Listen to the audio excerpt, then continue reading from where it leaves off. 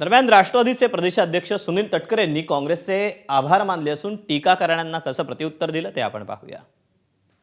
प्रदेश राष्ट्रवादी काँग्रेस पक्षाचा अध्यक्ष म्हणून काँग्रेसचे देशाचे अध्यक्ष खरगेजी, आदरणीय सोनियाजी, राहुलजी या सर्वांचेच मी मनापासून सुप्रिया बहिणी, प्रफुल्लभाई, राष्ट्रवादी काँग्रेस पक्षाच्या वतीने आमचे युवा खासदार पार्थ पवार या साऱ्यांच्या वतीने त्यांचे मी मनापासून या ठिकाणी आभार मानू इच्छितो आहे। जो काही गैरसमज निर्माण करण्याचा प्रयत्न केला गेला की आमचा काही संपर्क झाला नाही, आम्ही काय प्रयत्न केले नाही, असं नाही।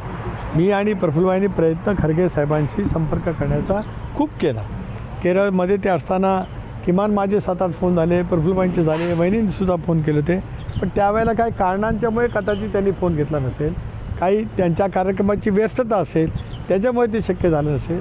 म्हणून काहींना असं वाटलं की बाबा मी आणि प्रफुल्लभाई दिल्लीमध्ये काही कमी पडलो का ते चूक आहे। अपुऱ्या माहितीवरती काहींची वक्तव्य त्या ठिकाणी असतील। असं आहे, कोणाला त्यांची शिष्टाईक आम्ही आली असं काय श्रेय घ्यायचं असेल तर घेऊ द्या।